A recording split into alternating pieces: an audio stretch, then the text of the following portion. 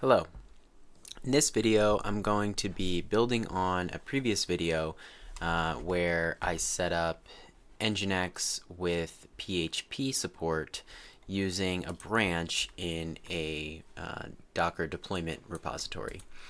So if I do a git branch -- list in this current repository, I can see I'm on the main branch.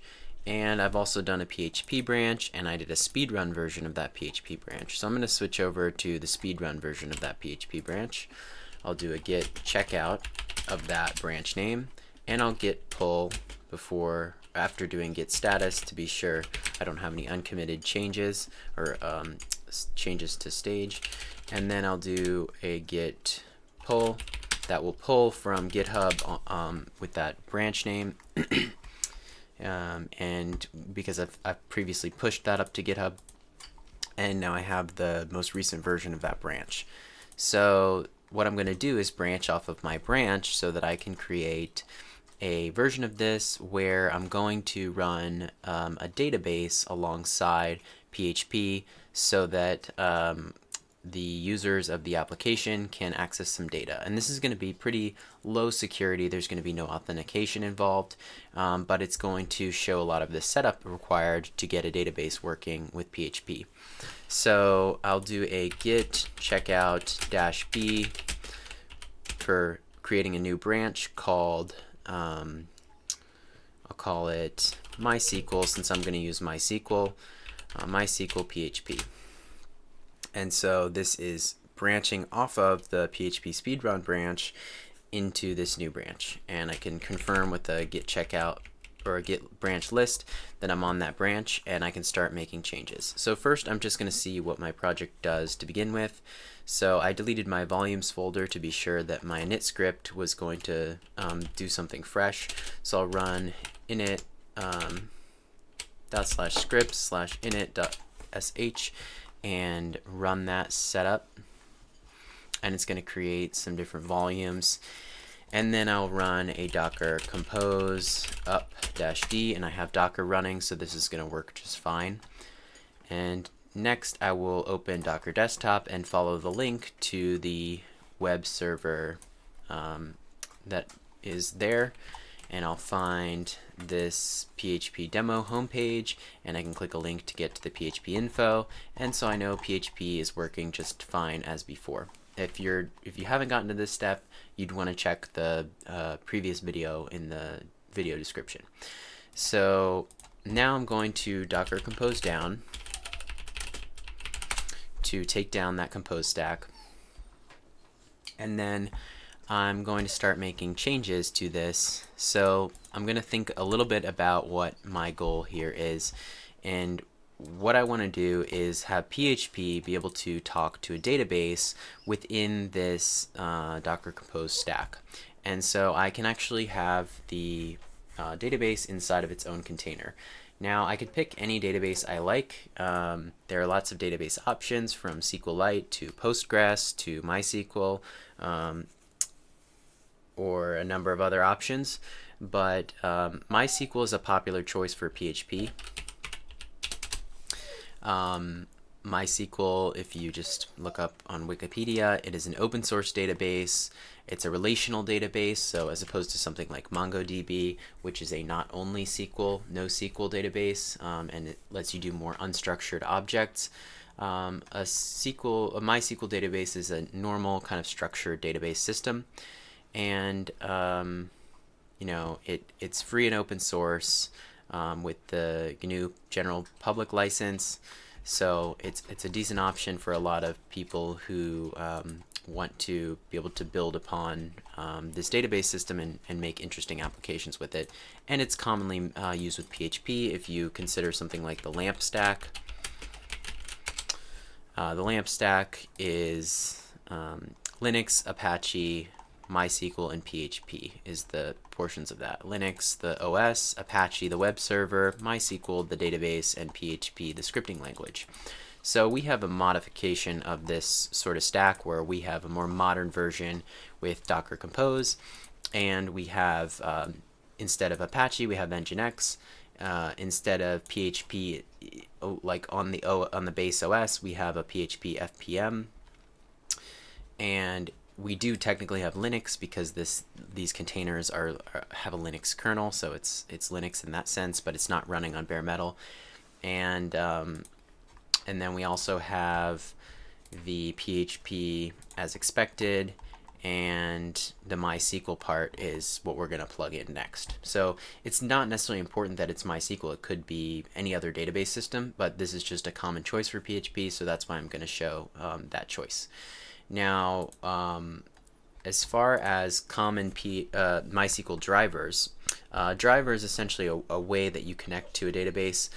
If you look up MySQL drivers or you could even say clients for PHP, there are two big ones that you're going to stumble upon. You'll see MySQL I is one you'll come upon, MySQL I, and another one you'll come upon is PDO MySQL. And the advantage to PDO is that PDO PHP. PDO is a PHP document object, and the nice thing is that you can use it with different, let's see if we can find like SQLite. SQLite is a different database, or Postgres is a different database, and they all have PDO drivers, so you can use different versions of PDO and have a similar interface, I believe, between the different database systems you might use. So I'm going to go with PDO for this tutorial. And when you look up MySQL on Docker Hub, you'll find that there's an official image for it, and you can look through the tags and find what you want. If you happen to search for an Alpine image, if you like Alpine, you'll find that there are none, and if you look at the first few tags, you'll see why. Most of these are Debian, Bookworm, which is a type of Debian, and Oracle Linux, so you'll see a lot of Oracle and a lot of Debian distros. So I'm going to go with a very specific version of Debian. If you were to look up like current Debian version, that's an operating system, and the current stable version is version 12, codenamed Bookworm. So I would probably choose a stable release, which is the Bookworm OS with the MySQL 8.0.41. And so I'll probably pick this tag. And if I look down, you see these are 175 megabytes. I don't see anything much smaller, but I see that the Oracle Linux is a bit bigger. So I'm going to go with this one right here. So how I would add that to my Compose stack would simply be to add the image on a new service, which I'll call the database service, or the DB service. And I'll make the image to be that MySQL Bookworm image. The container name I like to provide, I'll do dbc. And environment is something I'm going to want to configure, but quickly, you can just see what happens when you start up this database by default. And so to do that, you could start just that service and do a docker compose up-d db svc. So that's just going to raise up only that one particular service. And if we see what's going on here, typically database systems will come with a database, and they will also come with a client to work with that database. So the client for the MySQL is going to be called just MySQL. So let's see, the database, the container did not want to start up because we didn't specify enough configuration for it to get started. So we would need to, at a minimum, specify these particular environment variables. So let's go ahead and do that. And these are very insecure options. Those would be very easy to guess, so we definitely want to change these soon. Now we're getting the database to run. It seems to be running some initialization files. Still seems to be doing things, but we can go here now and say MySQL-v. I just happen to know that this, let's see, dash version perhaps, Yeah, so we have a Linux version of MySQL, and MySQL is just simply the command line utility that allows us to talk to the database that is running on this same container. And so, for example, you could create one database container that you just use a client in, and you could create another one that you just use the database server in. So typically the database server will start up, keep running, and just stay running all the time so that it can have connections, similar to an HTTP server. The difference is that the protocol it's using might be different. Rather than HTTP, it might be some other type of TCP traffic or some other type of traffic altogether. So check back in on the logs. Still seems to be doing some initialization. See if I can restart it. So sometimes this initialization can take a long time, or sometimes the initialization can be error prone, and so that's why you want to look at the logs.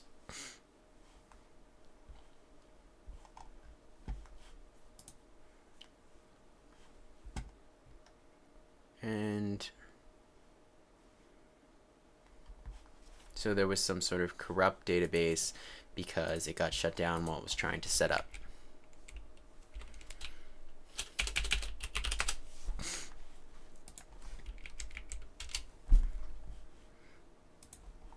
So I'm going to completely take the stack down and then raise up this one particular service again. Now, typically what you'll do with a database container is that you will find a place to potentially pass in some initialization files or some configuration files like other containers. Another big thing that you'll do is often map the data from the database where it actually stores the bits and bytes of the database. You'll save that to some location on your host system so that if the service goes down, you don't lose your entire database. You wouldn't want that to be strictly in the file system of the container. You would want that to be saved onto the file system of your host or somewhere else. So if we just do a little bit of reading on the manual page here, we can find somewhere about the data. Usually they call this, the data of the database. So we can see where is the data directory, because we might not be able to just predict that automatically. So it tells us where to store data. We could have a data directory, and we can map it to var lib MySQL. And we could also probably find that from an environment variable. Typically, applications will have configuration details like that in an environment variable, and then you could change the environment variable to change things. So there are a couple environment variables that they list for the Docker container specifically, but then they also link to other environment variables specific to MySQL. So if we take a look at this, you could see, for example, maybe the data directory would be somewhere in here, and it seems like that's not an option. So we just might have to rely on the fact that it's supposedly var lib MySQL as the data directory. So let's copy this volume and we'll add this right here.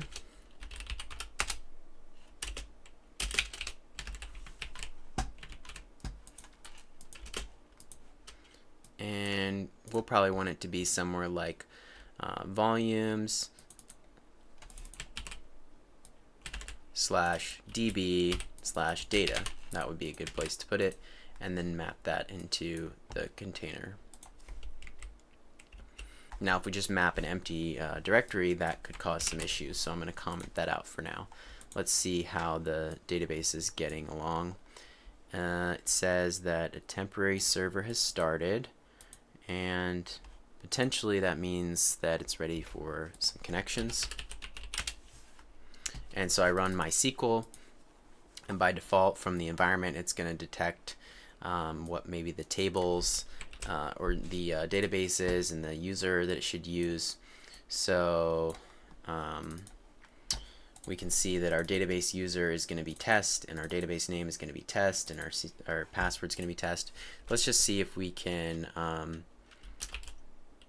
like list the tables.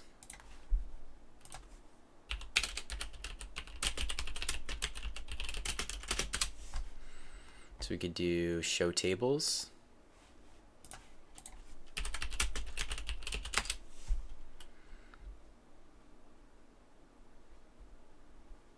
And we can't connect to server, so let's hit Control D and do MySQL, and we'll do the default port.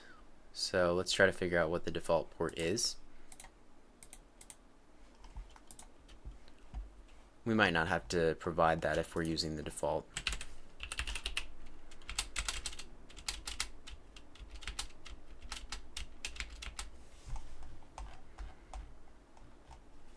Maybe -P, the port flag. Nope, no documentation on that. So we'll just assume it's using the expected port, and then we can use the command line flag --help to see what the options are. And we can see that there are the options for hosts probably somewhere, -H. So that would probably be localhost by default. There's probably a user, --user, and a --password. So let's do MySQL --password equals test, --user equals test, --database equals test, and then show tables. Alright, so it's an empty set because there are no tables, so that makes sense, but we're able to do some kind of query on the database.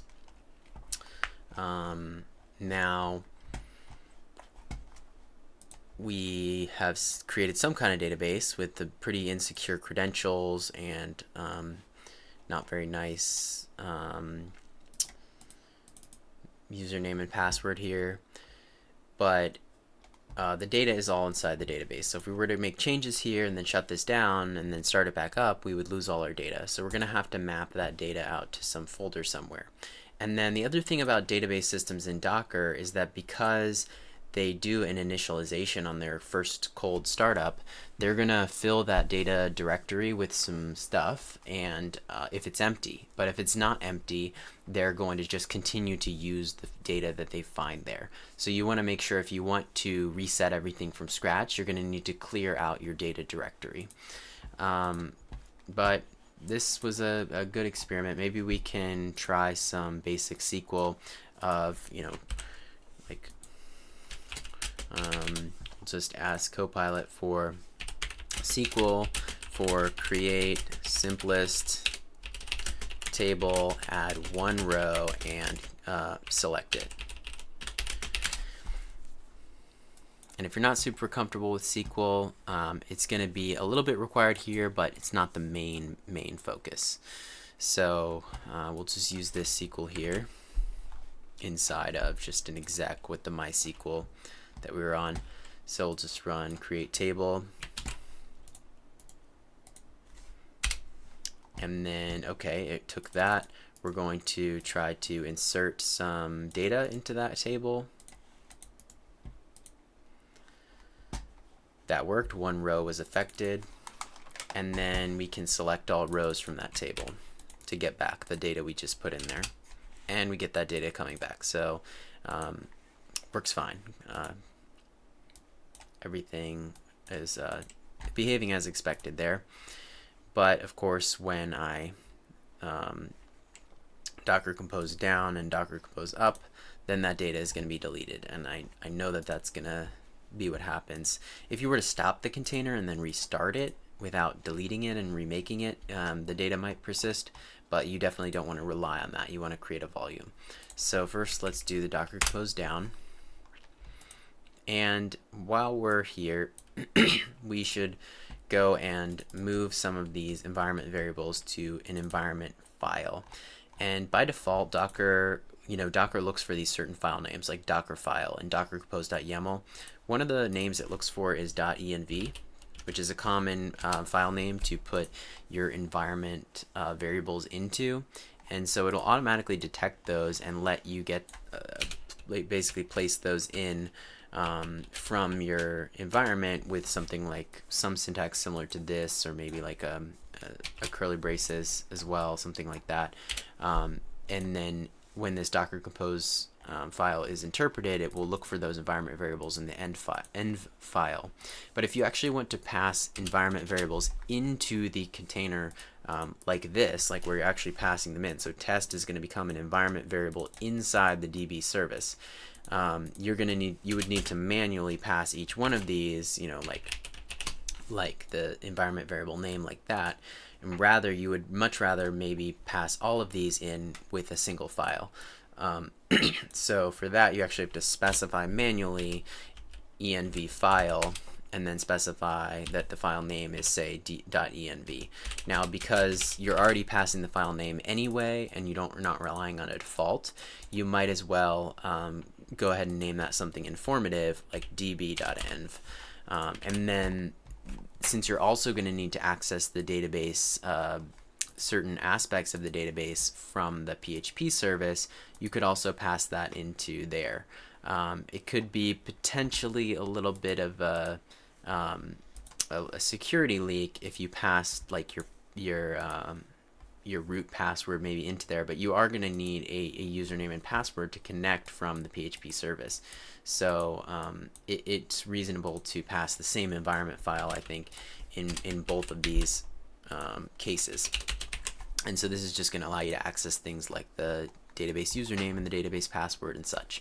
And you want to be careful. It's easy to make typos in environment variables like this, so it's really, really good to refer to documentation and make sure that you have everything right, and make sure that you obviously format your environment files right, because that can also be a source of a problem. So they mentioned the root password is going to be the MySQL root superuser account. So I'm just going to go, and for ease of use, I'm just going to go to a random password generator, and we'll just do this. I want to make the password length 29 or 32, and I'll copy that password, and I'll set this equal, and I'm going to put it in single quotes, which environment files tend to prefer single quotes in my experience. And yep, we got a single quote in there, so we'll have to escape that with probably the / character, and then that way if there's any spaces or anything, it doesn't mess anything up.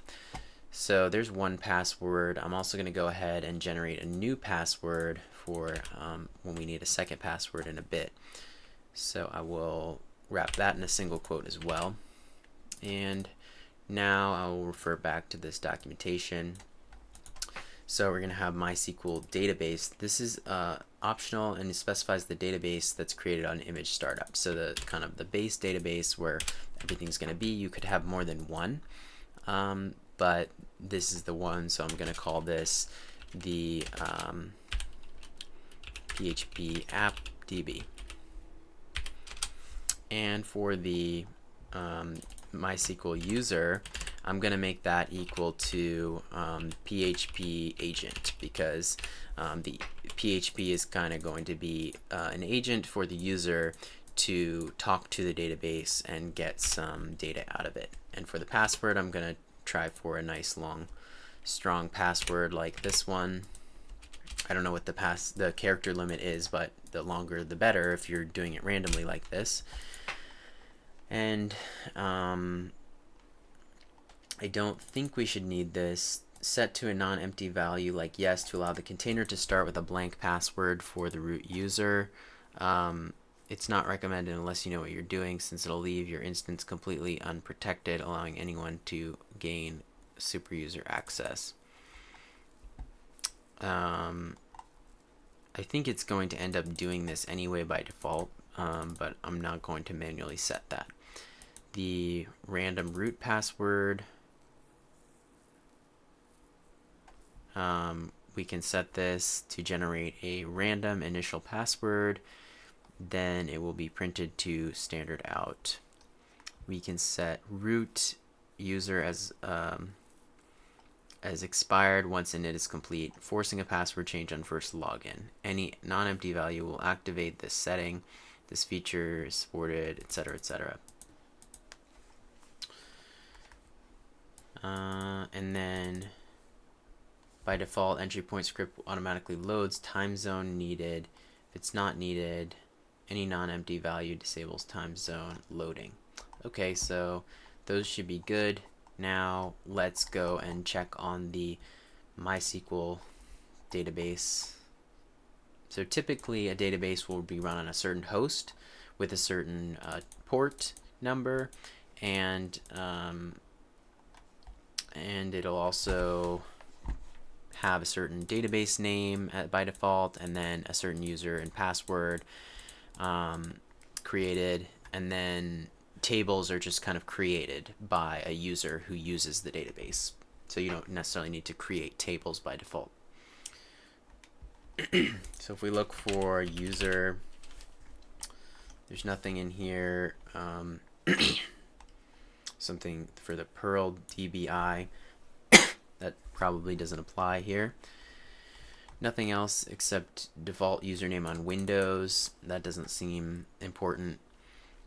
We might want the host. So we have MySQL host, which is the default name used by MySQL, the command line client.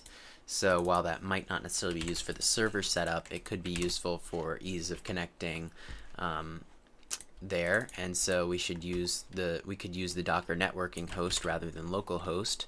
And that would be a nice way to configure that to talk on that particular place. And then in terms of the port, there's a MySQL TCP port. There's also MySQL X, which is a plugin, so that may not apply in most cases, but we could set it if we wanted to. The most important thing here is going to be the TCP port. So the default, I do believe, is 3306 for MySQL, but we could change this to anything we want because this is Docker and we can easily map ports around. So maybe we choose 3309 instead. And that way, if this doesn't work out for us, we probably know there's an issue with someone getting the environment variables correctly because we've changed from the default that will kind of be populated without anyone specifying this number. And that should pretty much cover everything. The password would be this default when connecting to the MySQL the daemon for this, which may not matter if we're talking over TCP, because that would be like an inside the operating system type communication. The directory that has the CNF file, I don't necessarily know what that is. Some other settings, a linker path, just different options that may not be useful. The time zone could be a useful one. So TZ, Europe, London. I'm personally in America, Louisville, so I'll put a comment here, America, Louisville, and then we'll set that like this, America, Kentucky, Louisville. I think that's the correct format for that time zone. And that's the same as America, New York, Eastern time. And that should be good. So now we have those settings, and we can use these not only from the database side to set things up, but then also from the PHP side to actually utilize those username password combos to connect to this particular database that we've created. So we have that environment file, and we're going to have a volume called db data. So while we're at this, it might be good to make the init script put things a little bit better names. So let's look for the HTML folder here.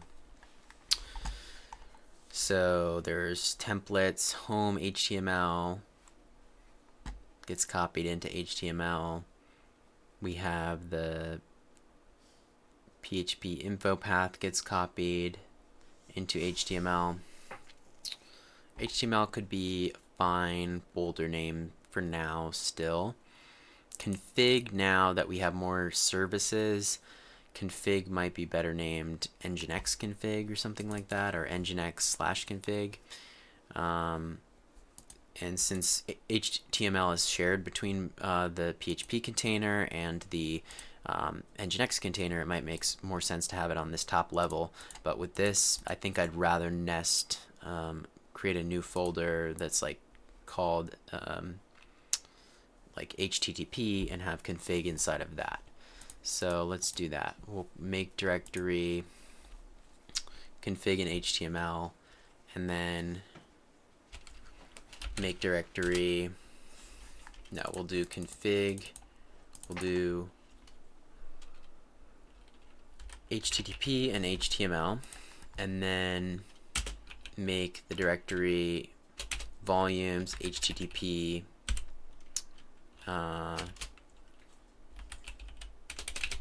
config.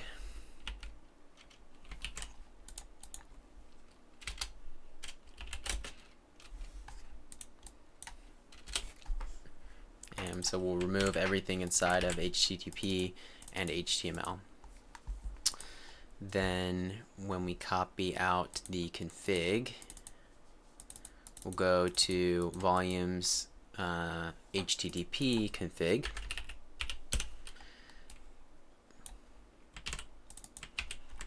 So look at this, replace with this. See, from this one, replace that, replace that. And that should have made that change. So let's run the script.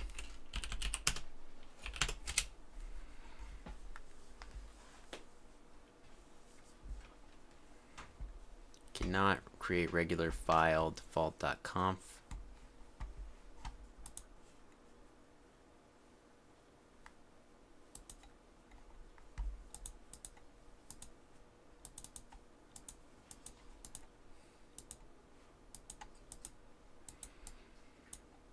So let's just rm-rf volumes to get started with that. And we won't need to remove the contents of it because we're just removing the entire volumes.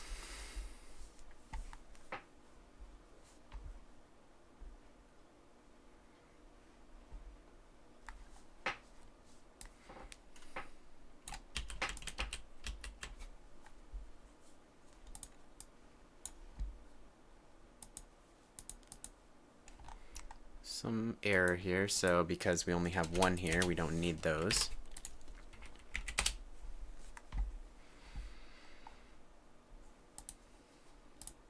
Alright, so that was successfully nested in there. And then let's create a new folder called db as well. So we'll add that to here, db. And then we'll also create volumes db, and we'll need a data directory for one thing.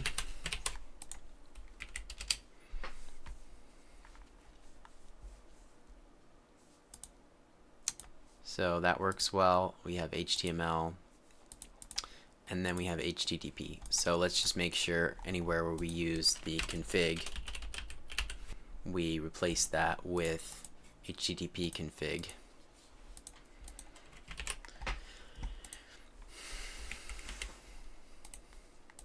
And now we can successfully use this db data folder, which is now empty, to get things started up. Another thing that we might want to do is initialize our database with some SQL the first time it starts up. So we can do like .sql, look for .sql in this documentation for MySQL, and we see initializing a fresh instance. A new database is created, and it'll execute files with extensions like this that are found in docker entry point db initdb.d. So this is a folder that they tell us about, which we can map to something locally. So that is the right side in the container, and we want to specify volumes/db/init. We could call it init.d to specify that it's a directory. We could do the same with data.d if we wanted, data.directory, but we don't need to do that.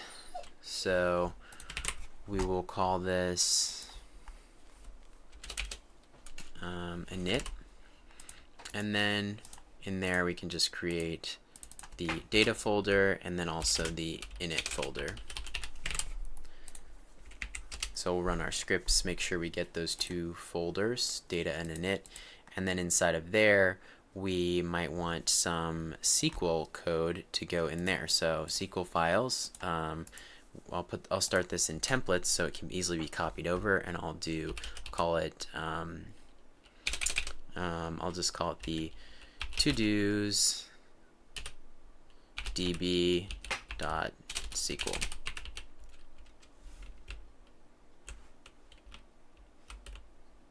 Or init, it doesn't really matter the name. So in here we can ask Copilot to MySQL create table if not exist. Nice safety check, not necessarily necessary, but if not exists, this to-dos with ID auto incremented and text column of type text, then upsert, meaning insert or override if it's already there, upsert 3 starter rows, and see what we get there. So this looks like some pretty decent SQL. Create table if not exist, to-dos, auto increment primary key, text is the name, text is also the type. It's going to insert into to-dos first values, first to-do, and so that we're using the same IDs, we're going to copy this in here. I'm going to cut that and say values this, and then I want to just put these all at once, and then on duplicate key, hopefully this SQL will work. Maybe I can double check. Let's see if pound file, or I guess it can already see the file, is this valid SQL. Now it could tell us it is when it's not, but it might be able to catch an error. So it says on duplicate key, so it seems to want to fix this. So let's take its fix, and then let's just clear that question and ask the same question again. Yes, it's valid. So it may not be valid, but at least we caught potentially a syntax error there. So next we will copy this init to-dos. So I'll copy the relative path, and in the shell script we can copy from the templates, cp templates / init to-dos sh, and we can copy that to volumes init to-dos.sql. Yeah, that's fine.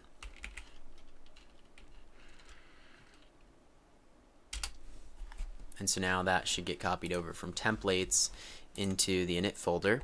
And so the name of this doesn't matter. We don't have to tell anyone this name. All we have to do is make sure that this folder gets mapped into the container, because it's set up to execute all the SQL files in that folder on its first setup.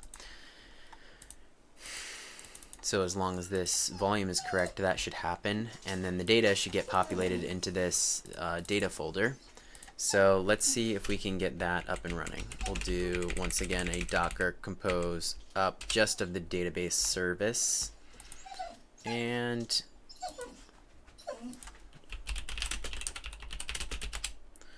we'll do docker compose down. Something's wrong here. Undefined volumes.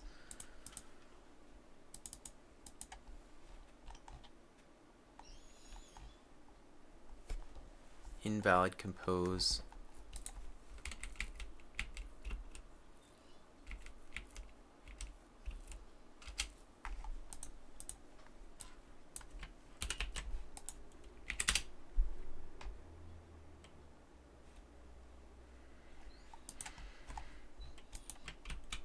Something is not right with this Docker compose file.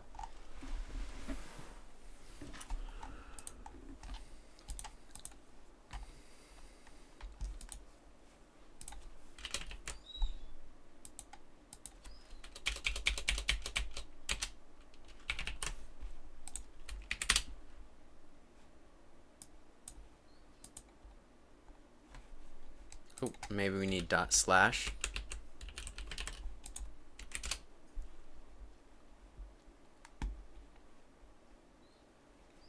and the DB end has not been renamed correctly, so let's fix that.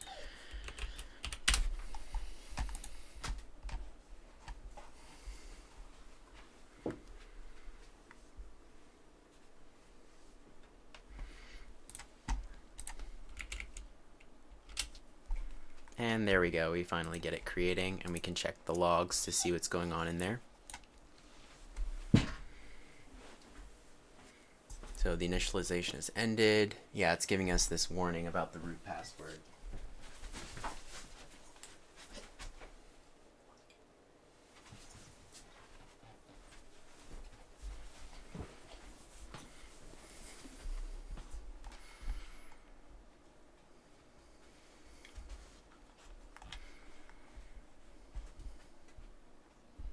So it says we have an error in our SQL syntax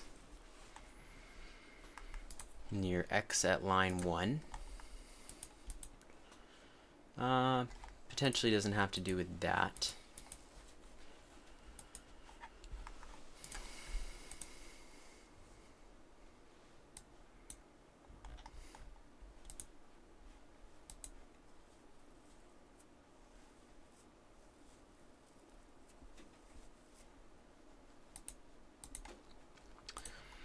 Line 8, do we have an X on line 8?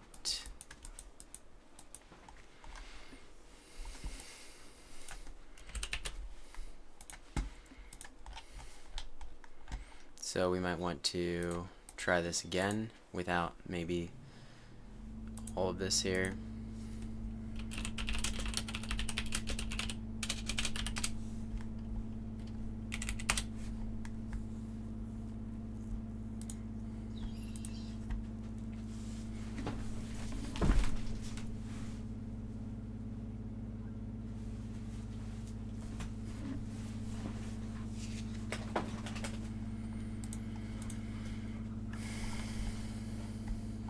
And we'll see that it's not going to reinitialize the database because it already had data inside the data folder, and you can see it's populated that data folder with all of that stuff. So let's take it down and reinitialize so that we can clear out all of that state.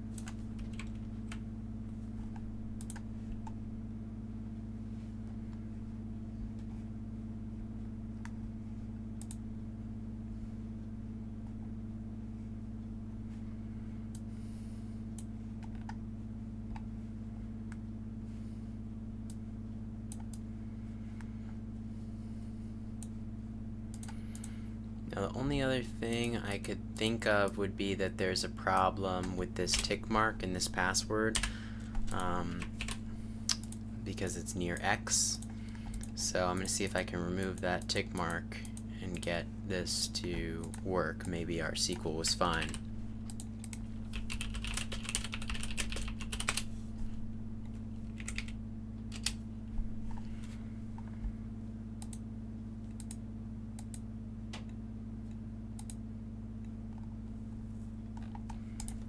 So I'll have to down and then init to remove the data folder, and then up again.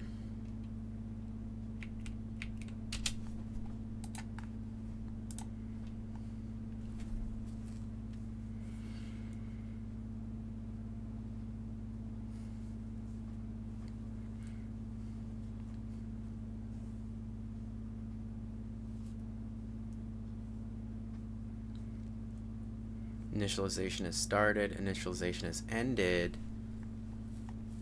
Setting the time zone, stopping a temporary server.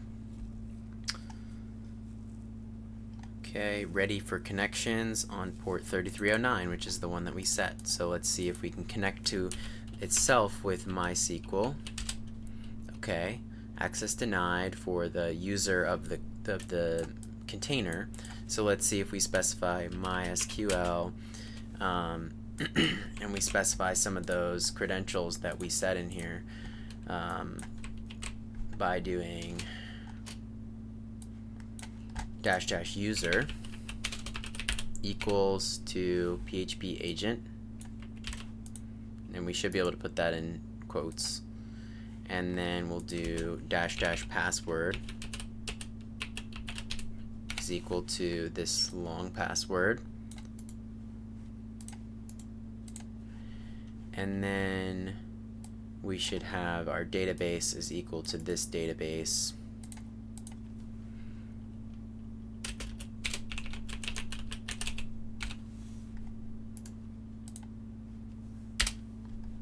and then select star from to-dos, and we have our to-dos, so that's great. Now we could follow this same format to insert into to-dos with a value, and so we should be able to do something like this: insert into to-dos just the text and let the ID get assigned automatically, so we don't need to pass the ID, and we can say another to-do like that. So this should be valid SQL if we put a semicolon there, so I'll cut that and paste it, and it says OK, and then I can query select again and I get another to-do. So successfully have this database system running, and it's working, and it could be working on localhost, or it may be going to the DB service host name. It's not entirely clear here, but at least the database initialized correctly and we're able to select and insert data. So now the question is, if we, since we've created a data directory, if we docker compose down, and now we don't reinitialize and we just leave the volumes as is, we should hope to see our not only our first three, but also that fourth one that I added manually when I go back in and connect to the database. So let's see if we can do that here. So connections are ready. It's much quicker, which is a good sign. And we'll have to do that docker compose. No, getting confused here. MySQL --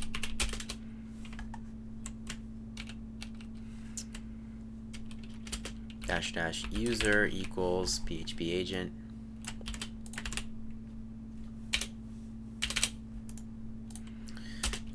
password equals MySQL password, and database is equal to this.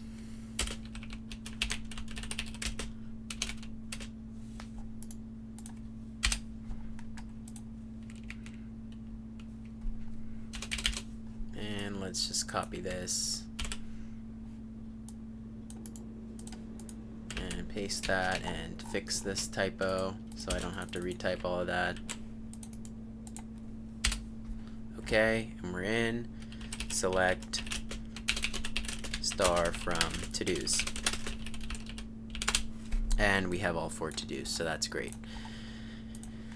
Now we're ready to connect things up with the other services. So let's go to the Docker Compose and think about how this is set up. So the HTTP service is going to listen for user requests, and then it's going to depend on the PHP service because the PHP service is running any PHP code. So we should probably put in here that this depends on the PHP service. We should also probably point out that the PHP service, if we're going to make this the PHP talk to a database, we should probably make the PHP service in turn depends on the database service, so that we can that the database is all ready before we try to do PHP that talks to the database. And now we can Docker Compose down, and we can bring up our entire Compose stack. But we're going to probably run into an issue here because we don't have the correct database driver. And so we can see that if we do an up-d of the entire stack, we're not going to have this database happening, and we're going to even have the environment variables inside the PHP service container, which is useful. But if we go to our web address, we can actually rely on that PHP info page we made in a prior exploration. If we click onto that, we can see the PHP info, and one of the things in here you can see would be like the PDO, the package we're going to use. PDO support right now only has the SQLite driver, and so PDO_SQLite is, there's a version for that, but I don't see any PDO for the MySQL, which would be the one that I need. So what we're going to have to do is install that, and fortunately the creators of the Docker image made an easy way to Docker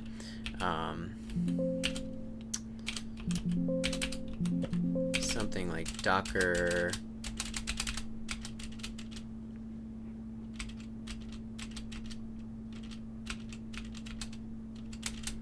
some kind of scripts that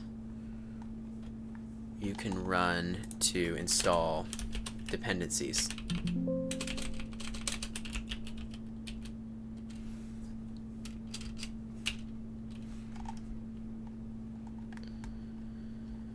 And for some reason I'm blanking on what that is called, so let's see if we can exec it in the Docker PHP. So it's Docker PHP, and then there are these different scripts available that are on the path of the system.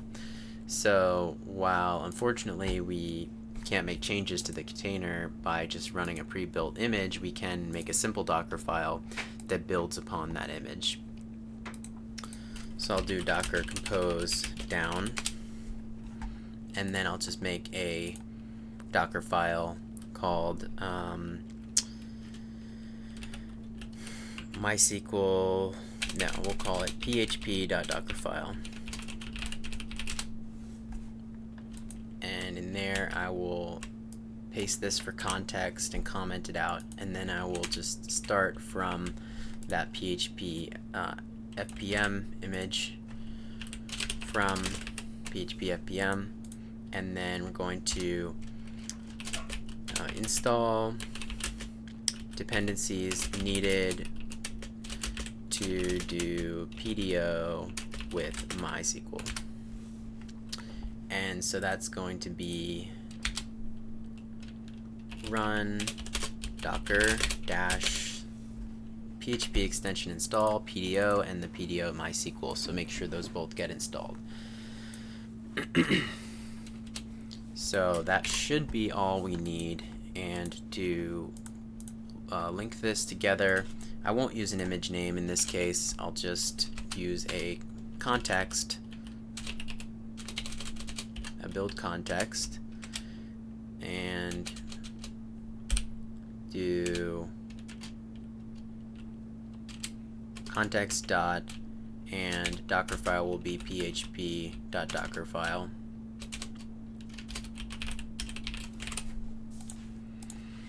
And I'll do a Docker Compose build to make sure that that image can be built from there, and I see that that's now running.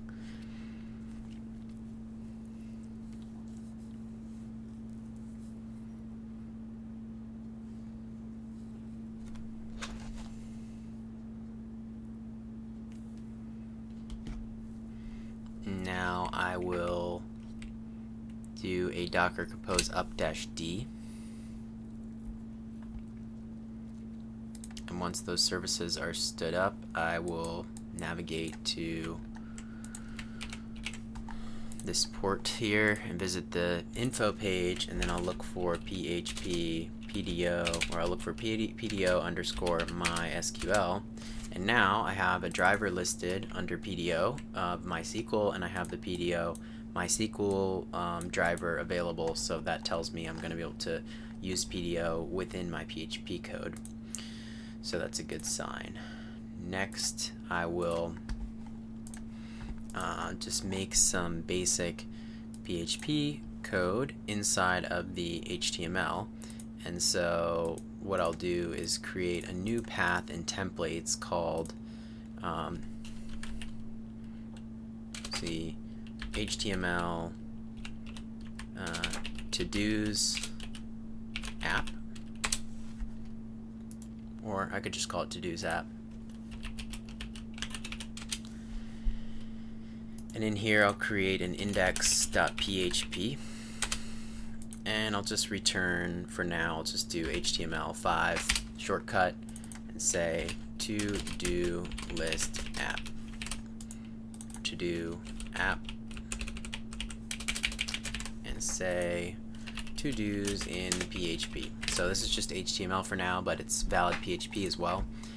And what I'm going to do then is in the init script, I will copy that over, and I can test that later, but for now I'm just going to copy it manually so that I don't have to delete my database. And it's going to be something like to copy relative path cp templates to-dos app, and that'll go into volumes HTML / a folder that does not yet exist, so I can rename it to to-dos when I do the copy.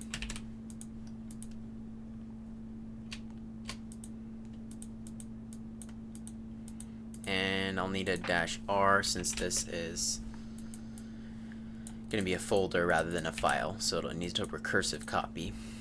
And we'll test that later, but for now I'll just copy this to HTML and rename it manually to to-dos. And so if this is set up right, since the compose stack is running and I go here, I should be able to go to /to-dos and find that HTML there. So that's working correctly. Now what I'll need to do is create some code to connect to the database, so I might as well create a a file for that. So I'll just do new file,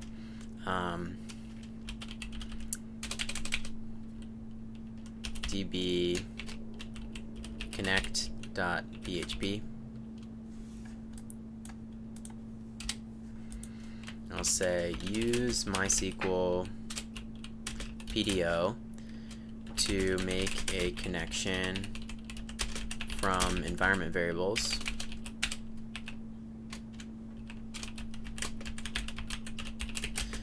and then if the file name suggests we are in this file, print a success message. Otherwise, don't, because the file was imported. So accept this. It's using getEnv. I want to use another environment syntax, so PHP environment, use environment variables. So it's $_env is another way to access environment variables. So we're going to have to make sure we can get the host, the database, and also the port. So we'll need $port as well, because we customized that. And so I'll use this $env, and then we'll need to get that environment variable name right. So let's split screen the database environment over here and get this correct.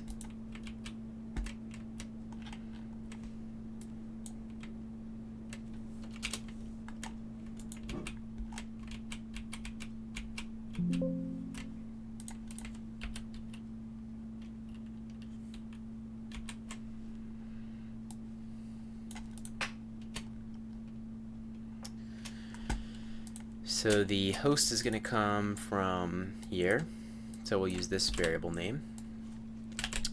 Then the port is going to come from here, so we'll use this variable name. Then the database is going to come from here, so we'll use this one. Then the user is going to come from here, so we'll use this one. Then the password is going to come from here, so we'll use this one. And the character set, I'm not really familiar with what that means, but that probably should be fine. We might want to look that up and make sure it's what we expect. And then I guess the connection string most likely is what this is doing, using the MySQL protocol on host is host. Let's make sure it gets the port in there. Host, host, port, port, database name, character set. Let's just do no options, just use some default options here.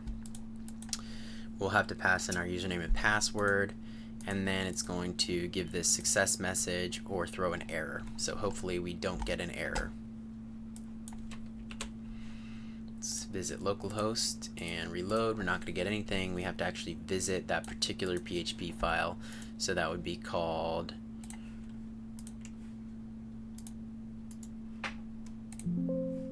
say F2 to rename the file, and just copy that name. And come over here, dbconnect, and we'll have to do dbconnect.php, and we got database connection successful. If we were to get the environment variable name wrong slightly and we reload, we get an error thrown. So that's good. So it's getting the password, it's connecting successfully.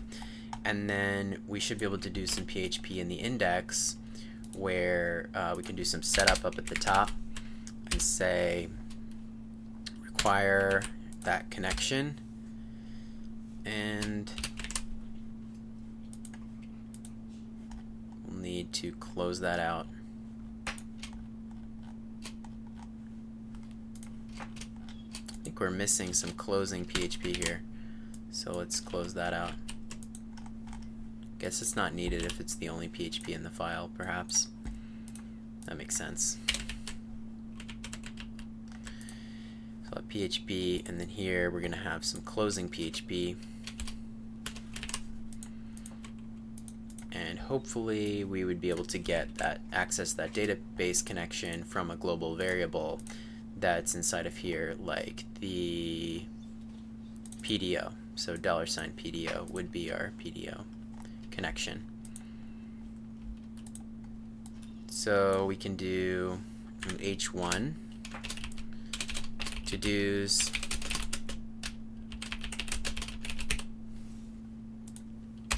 we'll do a paragraph that says these are loaded on the server from MySQL, and then we'll create an ordered or an unordered list.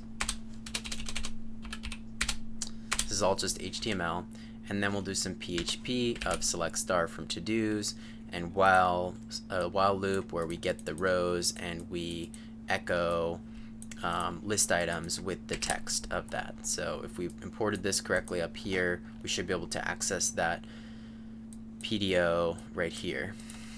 And let's see what happens now. When we go to connect, we get this message. Now, since we're in a different file, our if statement should prevent this from getting printed in the other file.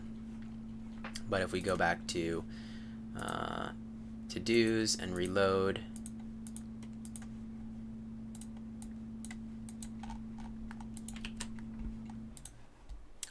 we changed that only in the to-dos app, so let's paste this down here and delete these two,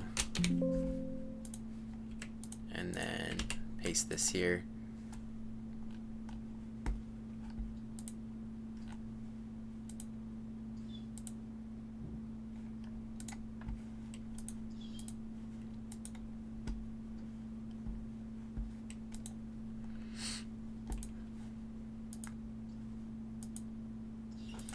So the connection is successful, and then we're getting failed to open, no such file, index.php.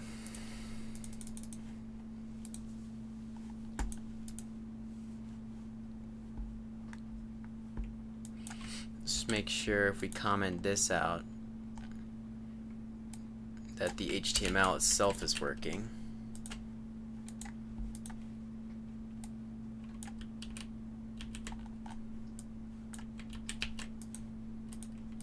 That works fine.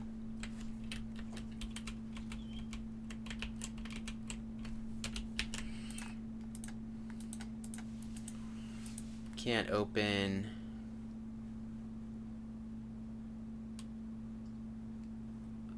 this one. Oh, and it's called DB Connect, so it's just a typo from the AI. Connection is successful. Our if statement is not correctly doing what it should.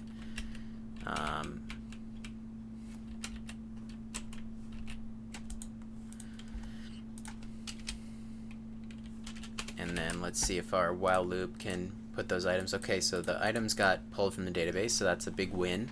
But last thing is just to make this echo from the PHP file only work if this is right. So say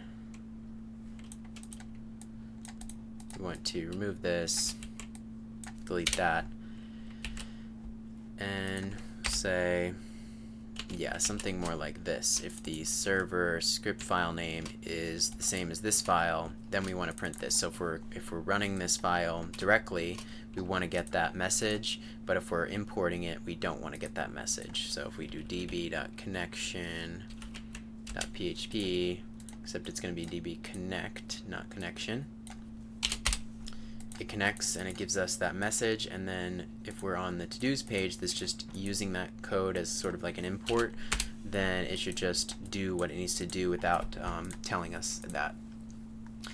And so that's great. Obviously we can move forward with doing other things with the database, but I'm going to stop here with this setup.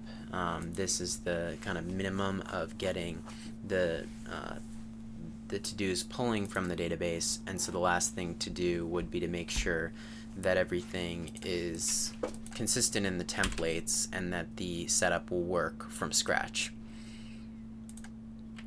So I'll just paste this here and delete that, rename this to to-dos app, Docker compose down.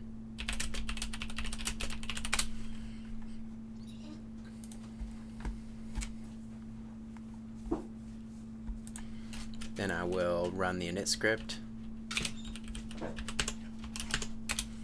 That should delete the volumes folder, recreate the volumes folder, move all of that code.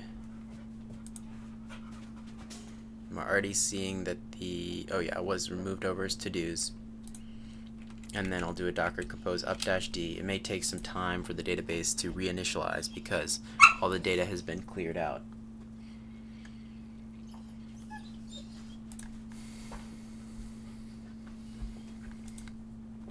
If we were to try to access our application now, it wouldn't really be ready to talk to the database. You can see it'll throw an error. This is probably something that could be caught better, but the Docker container is showing as started, and so the other ones will start up even though they depend on each other, but the database isn't done being initialized.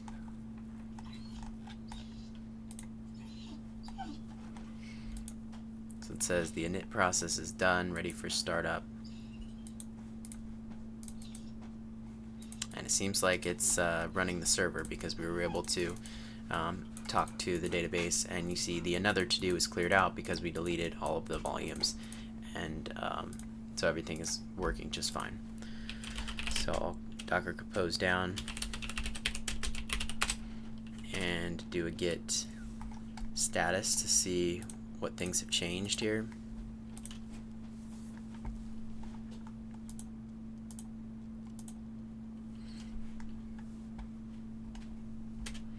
And I'm also realizing I should probably add to the home page a link to the to-do list app.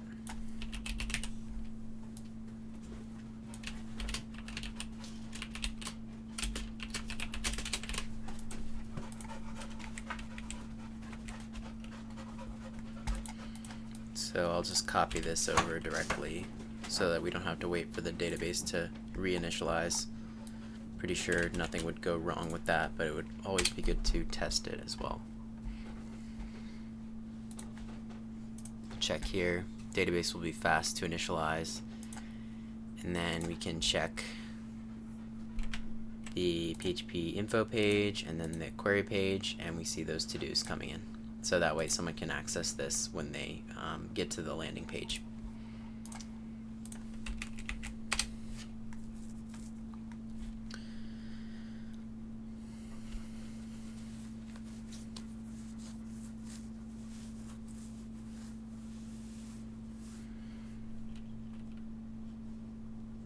So now I will git add dot git status.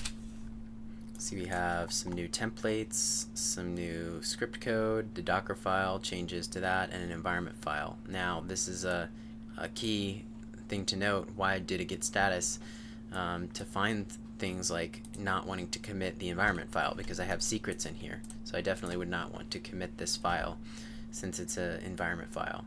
So we could put in the git ignore star.env, and then do a git reset dot git add dot, and do a git status again to see what's in there. And now the environment file is not going to get committed. If we wanted to, we could commit up a template for the DB environment. Like we could do something like cp db.env db.env.template, something like that, and then we could put in here something that isn't secretive, so some random content like this into the password fields, maybe not clue to what our port that we're using is, and then commit that in turn. So then we'll do the template, which isn't being git ignored, but not the actual env, and then they'll have to rename that. So you would want to explain in the architecture how things are working now.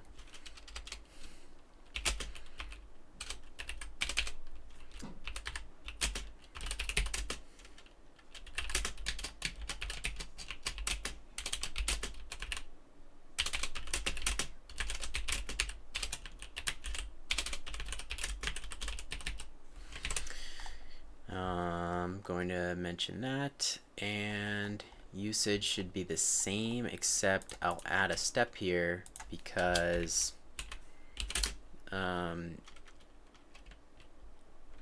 rename the, say the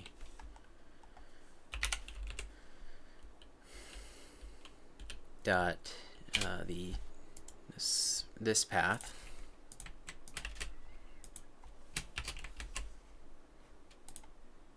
Going to rename this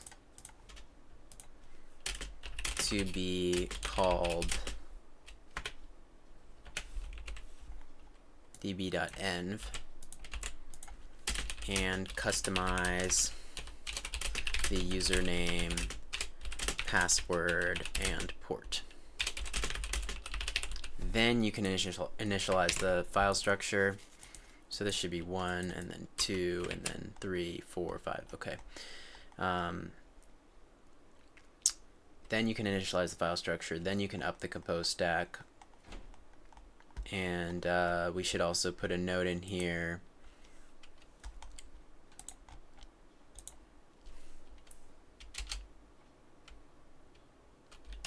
Note, be sure to rerun this to delete the data for the DB and reinitialize it, or so that it will initialize on upping the stack.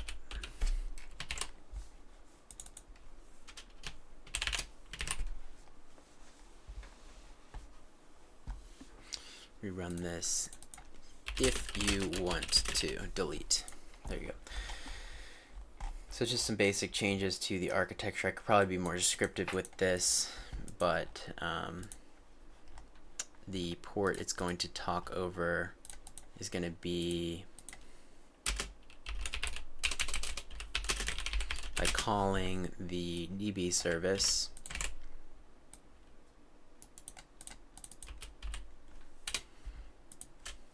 on the port specified in the .env file.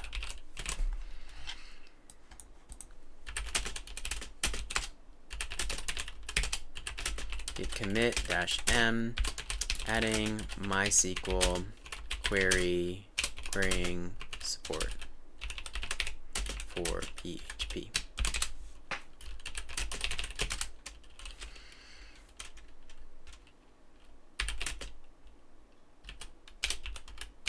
So we'll do a git branch --list, and I'm on that one, so I want to create a new branch in GitHub with that name. So I'll git push -u origin is the name of my remote, and then that branch name. Now I have a new branch, and I can git pull on that branch and git push on that branch, and everything is committed. So can double check GitHub.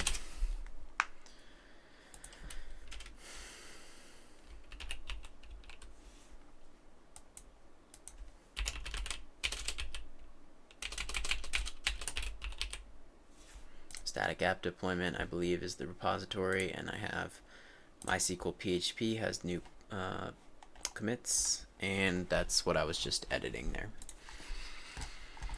So that has been the full version for setting up MySQL with Docker and PHP. So thank you for watching, and I will catch you in the next one.